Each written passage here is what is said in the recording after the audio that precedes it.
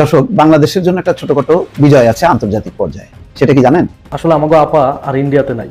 অবশেষে আমাগো আপার সন্ধান পাওয়া গেছে। আমাগো আপা কোথায় আছে? আসলে আপা তো কষ্টে আছে, যে এত কিছু করলো। এখন একটা কথা আছে না, যে যে ঘরটা আমি করলাম সেই ঘরে আমি ঘুমাইতে পারলাম না। ক্যান্টনমেন্টে লুকিয়ে আছে শেখ হাসিনা, ক্যান্টনমেন্টে আছে পিনাকি দাদার এই যে বক্তব্য, এই বক্তব্য কতটুকু সঠিক বলে আপনারা মনে করছেন? বাংলাদেশের মানুষের সঙ্গে আমাদের যে ঐতিহাসিক বন্ধুত্ব ছিল তার ছেদ ঘটার সবচাইতে বড় কারণ হচ্ছে শেখ হাসিনার প্রতি আমাদের পক্ষপাত। যদি আমরা এই পক্ষপাত না করি তাহলে বাংলাদেশ এবং ভারতের মানুষের সঙ্গে মানুষের, রাষ্ট্রের সঙ্গে রাষ্ট্রের সম্পর্ক অনেক স্মুথ। দর্শক, আজকের এই ভিডিওটি দেখলে আপনারা রীতিমতো অবাক হয়ে যাবেন। আপনারা জানেন ইতিমধ্যে আওয়ামী লীগ সরকারের পতন হয়েছে। এখন ক্ষমতায় আছেন অন্তর্বর্তী সরকার ডক্টর মোহাম্মদ ইউনূস। অন্তর্বর্তী সরকারের মাননীয় উপদেষ্টা ডক্টর মোহাম্মদ ইউনূস থাকাকালীন দেশে কি কি ঘটনা ঘটে যাচ্ছে তা আপনাদের প্রমাণ সহকারে দেখাবো। দর্শক, কথা আর বাড়াবো না, ভিডিওতে চলে যাব। তার আগে আপনাদের কাছে ছোট্ট একটি অনুরোধ, আপনি যদি আমাদের চ্যানেলে নতুন দর্শক হয়ে থাকেন তাহলে অবশ্যই চ্যানেলটি সাবস্ক্রাইব করে পাশে থাকা বেল আইকনটি বাজিয়ে দিতে ভুলবেন না। যারা অলরেডি আমার চ্যানেলটি সাবস্ক্রাইব করেছেন তাদেরকে জানাই অসংখ্য ধন্যবাদ। চলুন ভিডিওটি শুরু করা যাক। শেখ হাসিনার সঙ্গে তার দেশের জনগণের বোঝাপড়া, সেই জনগণ স্থির করবেন। আমরা কেন, মানে এর এই স্টেকটা, এই দায়টা আমরা কেন নেব? যার বিরুদ্ধে ইন্টারন্যাশনাল কোর্ট অফ জাস্টিসে গণহত্যার মামলা, যার বিরুদ্ধে গোটা বিশ্বে যিনি ধিকৃত এই মুহূর্তে দাঁড়িয়ে, তাকে আমরা সেভ করতে যাব কেন? না, এখানে একটা বিষয় আছে। ভারতের কিছু রাজনৈতিক বিশ্লেষক বা সংবাদ মাধ্যম, সেখানে বলা হচ্ছে যে এটা সাধারণ ছাত্রদের আন্দোলন বা বাংলাদেশের সাধারণ মানুষের আন্দোলন ছিল না। এই আন্দোলন মূলত মৌলবাদী জামাত এবং বিএনপি ক্ষমতা দখলের আন্দোলন ছিল, সেই জন্য ভারত সাপোর্ট দিচ্ছে। কিন্তু আমি তো দেখলাম যে এখনো পর্যন্ত জামাত বা বিএনপি কেউই এখনো পর্যন্ত ক্ষমতায় আসতেই পারলো না। 3 মাস পেরিয়ে গেল। আর আপনি কি বাংলাদেশের মিডিয়া ফলো করেন? আমি জানি না আপনি করেন কিনা, করা উচিত যদি আপনি বাংলাদেশ নিয়ে কথা বলতে চান।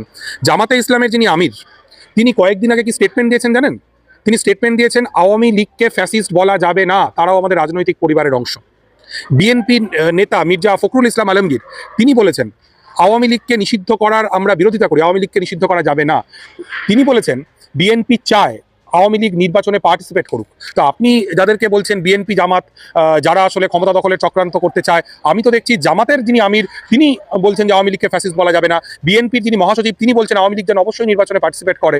তাহলে আমার তো এই হিসেবটা মিলছে না। দ্বিতীয় কথা হচ্ছে, বাংলাদেশের মানুষ তারা শেখ হাসিনাকে চাক বা না চাক, তারা বিএনপিকে চাক বা না চাক, তারা কমিউনিস্ট পার্টি বা বামপন্থীদেরকে চাক বা না চাক, আমাদের তাতে কি স্টেক আসে? আমরা কেন পাশের বাড়ির জানলা দিয়ে নাক গলাবো? পাশের বাড়ির মধ্যে ধরুন স্বামী স্ত্রীর মধ্যে ঝামেলা হচ্ছে, আপনার কি রুচি যে আপনি তার মধ্যে নাক গলাবেন এবং গিয়ে স্বামীর বা স্ত্রীর পক্ষ নিয়ে অন্য পক্ষের গাল খাবেন? আমরা কেন খাবো? মানে আমি বুঝতে পারছি না। মানে আমার ট্যাক্সের টাকায়, আপনার ট্যাক্সের টাকায় অন্য একজন দেশের বিতাড়িত প্রত্যাখ্যাত এক মহিলা প্রধানমন্ত্রী ছিলেন, তিনি, তার ভরণ পোষণ ইত্যাদি কেন চলবে? এর কারণটা কি? না, আমি প্রথম সারি নিউজ চ্যানেল বা নিউজ পেপারে গত 2 দিন আগেও পড়ছিলাম, সেখানে বলা হচ্ছে যে শেখ হাসিনার নামে অনেক মিথ্যা মামলা দেওয়া হয়েছে বাংলাদেশে। তো সেখানে যদি হাসিনাকে ফিরিয়ে দেওয়া হয় সেক্ষেত্রে তার একটা ক্ষতির সম্ভাবনা রয়েছে বা তার উপর একটা আক্রমণের সম্ভাবনা রয়েছে, সেই জন্য ভারত হয়তো আগলে রাখছে। আপনার ইন্টারেস্টটা কি হাসিনাকে রক্ষা করার? আপনার ইন্টারেস্টটা কি? আমি এটা বুঝতে পারছি না। শেখ হাসিনা যেহেতু দীর্ঘদিন বাংলাদেশের প্রধানমন্ত্রী ছিলেন, ভারতের সঙ্গে সুসম্পর্ক ছিল, সে কারণে একটা তার মানে আপনি বলতে চাইছেন যে শেখ হাসিনা ভারতের কর্মচারী ছিলেন এবং এই মুহূর্তে আমাদের রাষ্ট্র চাইবে বা আমাদের সরকার চাইবে তার কর্মচারীকে নিরাপত্তা দিতে। এটা মানবিকতার দিক থেকে হয়তো। আপনি যখন শেখ হাসিনার নির্দেশে পুলিশ গুলি চালালো, তখন রিয়া গোপ বলে একটা 7 বছর বয়সী হিন্দু মেয়েকে স্নাইপার গুলি করে মারলো, যখন 1.5 সহস্রাধিক মানুষকে এই শেখ হাসিনা নামক মহিলা 20 দিনের মধ্যে গুলি করে মারলেন, তখন কি মানবিকতা কোথায় ছিল? তখন সে মানবিকতা কোথায় ছিল? এই গণহত্যার জন্য তো অবশ্যই শেখ হাসিনার বিচার হওয়া উচিত বলে আমি মনে করি। তার বিচার বাংলাদেশের মানুষ করবেন কি করবেন না অন্য ব্যাপার। কিন্তু যদি আমাদের দেশের সরকার বা আমাদের রাষ্ট্র মনে করে যে শেখ হাসিনা তার পুরাতন ভৃত্য, দীর্ঘদিনের বিশ্বস্ত কর্মচারী এবং এখন মালিকের কর্তব্য যখন ভৃত্য বিপাকে পড়েছে তখন তাকে নিরাপত্তা দেওয়ার, আমি মনে করি সেইটা আমার দেশের জন্য এটা ভালো সিদ্ধান্ত নয়। শেখ হাসিনার যা হবে বা হবে না সেটা বাংলাদেশের জনগণ বুঝবেন। এবং আবারও বলছি, শেখ হাসিনার আমলেও বাংলাদেশে হিন্দু নির্যাতন যথেষ্ট হয়েছে, সমস্ত বিরোধী কণ্ঠস্বর দমন করা হয়েছে। সেক্ষেত্রে আমাদের তো এই আগ বাড়িয়ে এই ঝুঁকিটা নেওয়ার কোনো দরকার নেই। পৃথিবীর কোনো দেশ এই ভদ্রমহিলাকে কোনো ঠাঁই দিচ্ছেন না। ওর পরিবারের মানুষ তো লন্ডনের এমপি। আমি কর্মসূত্রে লন্ডনে থাকি অনেকটা সময়। লন্ডনের 4 জন বাঙালি এমপির মধ্যে একজন তো এই টিউলিপ সিদ্দিকী। সেই ইউকে সরকার সে পর্যন্ত এই ভদ্রমহিলাকে আশ্রয় দিচ্ছে না। তাহলে আমাদের কি দায় পড়েছে যে শেখ হাসিনাকে আমরা এখানে আশ্রয় দেব এবং মানুষের গালমন্দের শিকার হব? বাংলাদেশের মানুষের আমাদের তো কোনো প্রয়োজন নেই। আমরা বাংলাদেশের মানুষের সঙ্গে তাদের যে সরকারই আসুক, ডান বাম মধ্যম যাই আসুক, আমরা তাদের সাথে একটা সুস্থ স্বাভাবিক সম্পর্ক নির্মাণ করব। আমি মনে করি বাংলাদেশের মানুষের সঙ্গে আমাদের যে ঐতিহাসিক বন্ধুত্ব ছিল তার ছেদ ঘটার সবচাইতে বড় কারণ হচ্ছে শেখ হাসিনার প্রতি আমাদের পক্ষপাত। যদি আমরা এই পক্ষপাত না করি তাহলে বাংলাদেশ এবং ভারতের মানুষের সঙ্গে মানুষের, রাষ্ট্রের সঙ্গে রাষ্ট্রের সম্পর্ক অনেক স্মুথ হবে। এবার প্রথম আলোর মতিউর রহমানকে বলতে চাই, তুমি ভালো হয়ে যাও, ভালো না হলে তোমাকে কিন্তু দিল্লিতে পাঠানো হবে। তোমার বোন হাসিনার কাছে পাঠিয়ে দেওয়া হবে মতিউর রহমান। তুমি বাংলাদেশের আলেম সমাজকে কতটুকু কি করেছো, কি নির্যাতন করেছো, সাংবাদিক ইলিয়াস ভাইয়ের ডকুমেন্টের মধ্যে কিন্তু আমরা পেয়ে গিয়েছি। বাংলাদেশের মানুষ খেপে গিয়েছে প্রথম আলোর উপরে। প্রতিদিনই প্রথম আলো বাংলাদেশকে একটি রণক্ষেত্র আর যুদ্ধক্ষেত্র পরিণতির জন্য বিভিন্ন উস্কানিমূলক সংবাদ দিয়ে থাকে। আজকে প্রথম আলোর হেড অফিস কাউরান বাজারে জনগণ অবরোধ করেছিলেন এবং জনগণ প্রথম আলোর বন্ধের দাবিতে স্লোগান আর মিছিলে মুখরিত ছিলেন। আর সেই মানুষগুলোর উপরে আজকে কিন্তু সন্ধ্যার পরে আমরা জানতে পেরেছি হামলা করা হয়েছে আর মানুষের রক্ত ঝরেছে। আমার কাছে বেশ কিছু ফটো পাঠিয়েছে আমার কিছু শুভাকাঙ্ক্ষী। প্রিয় দর্শক, তারপরে আমি বাংলাদেশের প্রত্যেকটা নিউজ পেপার খোঁজা শুরু করলাম যে প্রথম আলোতে আজকে কি হয়েছে। কোন পত্রিকাতে ঠিকভাবে কিছু লিখেন নাই, কারণ প্রথম আলোর বিরুদ্ধে লেখার সাহস বাংলাদেশের পত্রিকাগুলার নাই। এরই মাঝে মানব জমিন কিছুটা তারা উপস্থাপন করেছে, তবে পরিষ্কার করেন নাই। পাবলিকের কাছ থেকে, জনগণের কাছ থেকে, আমাদের শুভাকাঙ্ক্ষীদের কাছ থেকে আমাদের যে তথ্য এসেছে সেখানে আমি দেখছি অনেক মানুষের রক্ত ঝরেছে আজকে প্রথম আলোর অফিসের সামনে। তাই প্রথম আলো, তুমি বাংলাদেশের আলেম সমাজকে পরিকল্পিতভাবে, হেফাজতকে পরিকল্পিতভাবে, যেভাবে মামুনুল হককে পরিকল্পিতভাবে জেলে খাটিয়েছ এবং আলেম সমাজের ভিতরে, ঐক্যের ভিতরে যখন তুমি বারবার বিনষ্ট করে আলেম সমাজকে ডিভাইডেশন করে রেখেছ, তুমি মতিউর এবার কিন্তু ধরা খেয়ে গিয়েছ। সাংবাদিক ইলিয়াস কিন্তু সম্পূর্ণভাবে তোমাকে উলঙ্গ করে দিয়েছে। তোমার উলঙ্গ করার পরে তোমার ভিতরের চাবিকাঠি, নলকাঠি সব কিন্তু আমরা দেখে ফেলেছি। তাই প্রথম আলোর মতিউরকে আমরা সাবধান করে দিচ্ছি, বাংলার মাটিতে যদি বাঁচতে হয়, বাংলার মাটি যদি শ্বাস নিঃশ্বাস নিতে হয়, তাহলে সোজা হয়ে যাও। সোজা হতে পয়সা লাগে না, আর তুমি যদি সোজা না হও তোমাকে বাঁকা করে বাংলাদেশের মানুষ দিল্লি পাঠিয়ে দেবে, যেমনটা তোমার বোন হাসিনাকে দিল্লি পাঠিয়ে দিয়েছে। আমরা আজকের এই দিনে সাংবাদিকতাকে সম্মান জানাই সেই সাংবাদিকদেরকে যাদের মধ্যে রয়েছে দেশপ্রেম, মানবতার প্রেম, মানুষের প্রেম, মানুষের কল্যাণে কাজ করে। আর প্রথম আলো কাজ করে দিল্লির কল্যাণে। দিল্লির প্রেসক্রিপশনে চলে বাংলাদেশের কয়েকটি পত্রিকা, তার মধ্যে উল্লেখযোগ্য পত্রিকা হলো প্রথম আলো।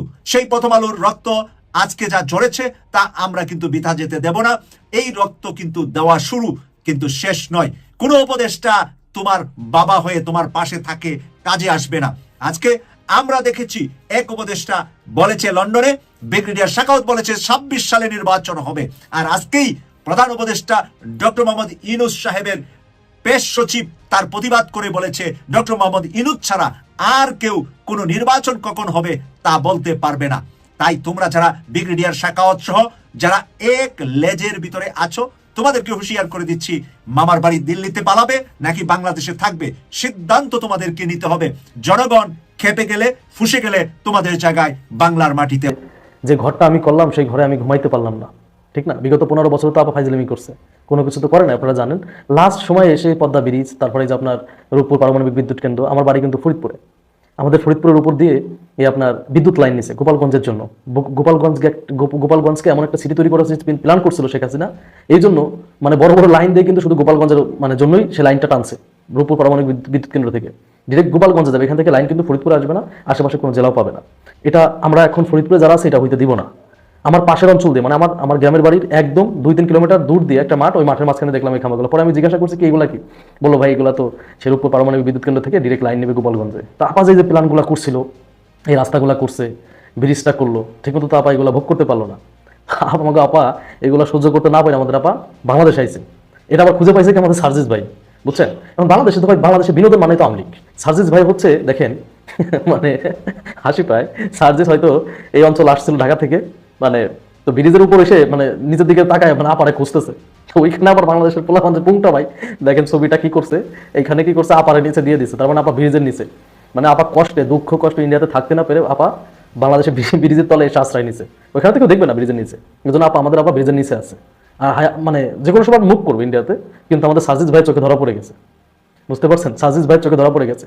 এই যে জিনিসগুলো, এই যে বাংলাদেশের মানুষ যে বাংলাদেশের একজন সাবেক প্রধানমন্ত্রী এইভাবে বিনোদন নিচ্ছে, বেগম খালেদা জিয়াকে নিয়ে তো এইভাবে কেউ বিনোদন নেয় নাই। এইভাবে বেগম খালেদা জিয়াকে নিয়ে কি বিনোদন নিচ্ছে? ওই যে ভাষণ দিয়েছিল বাড়ি গোপালগঞ্জের নামই পরিবর্তন করে দেবো, সেটাই তো হবে, সেটাই তো হবে। এই যে ভাষণগুলো নিয়ে মানুষ টল করছে, কিন্তু এগুলো তো এখন সত্য হবে। কিন্তু আমাদের আপা যে কথা বলছে, আপা বলছে আওয়ামী লীগ কখনো পালায় না, বঙ্গবন্ধুর মেয়ে কখনো পালায় না, পালানোর ইতিহাস নেই, আপা পালাই গেছে, বুঝতে পারছেন? আপা কিন্তু পালাই গেছে। তো এই ঘটনাগুলো হচ্ছে আপনার যেটা সে বলছিল সেটা করে না, সেটা তার সাথে ঘটে গেছে।